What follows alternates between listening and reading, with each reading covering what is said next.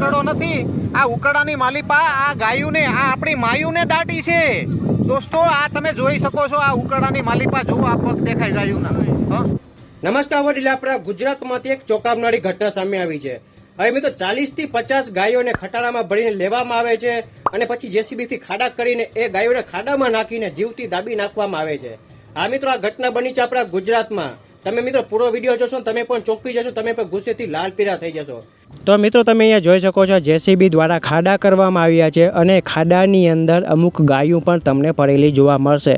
હવે મિત્રો તમે આ પૂરો વિડીયો જોશો ને તો તમે પણ ચોંકી જશો।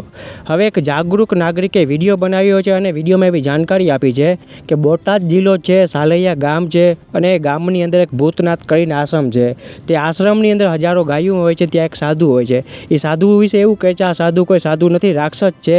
એ સાધુ જે આશ્રમમાં ગાયું છે, આશ્રમની ગાયોને ટ્રકમાં ભરીને ખુલ્લી જગ્યા પર લઈ જાય છે, ત્યાં એક જેસીબી રાખેલું હોય છે। જેસીબી દ્વારા ખાડા કરવામાં આવે છે અને ખાડામાં અમુક મરેલિયું અને અમુક એવી પણ ગાયો જેને ઇલાજની જરૂર હોય છે તેવી ગાયોને ખાડામાં નાખીને દફન કરી રહ્યા હતા। તમે મિત્રો આ ઉકેરો જોઈ રહ્યા છો, આ ઉકેરાની અંદર હજારો ગાયોના પગ અને ખોપડીયું જોવા મળી રહ્યું છે।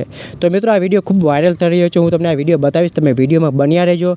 વિડીયો જોતા પહેલાં પ્લીઝ હું તમને રિક્વેસ્ટ કરું છું, આ વિડીયોને હમણાં લાઇક કરી દો, ચેનલને સબસ્ક્રાઈબ કરી દેજો।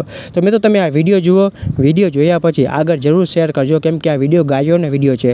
વધારે વિડીયો શેર થશે તો જે લોકો ગાયોને જીવતી દફન કરતા હતા એ લોકોને જલ્દી સજા મળશે। તો મિત્રો તમે આ વિડીયો જુઓ।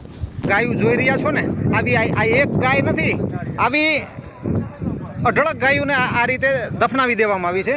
આ એક ગાય નથી, આપ જોઈ શકો છો, ઘણી બધી સંખ્યામાં અહીંયા પબ્લિક આવી ગયું છે।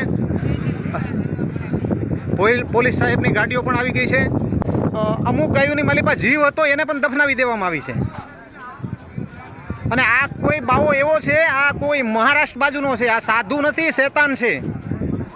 અને સાધુ તો આને સાધુનું સ્થાન તો આને હરામીને અપાય જ નહીં, બરોબર। અત્યારે જો આ જેસીબી છે, લોડર છે, આવા વાહનથી આ ગાયોને આ તો આવી ગયા છે એટલે આ ગાયો હજી અહીંયા છે। જો આ તમને આ બધા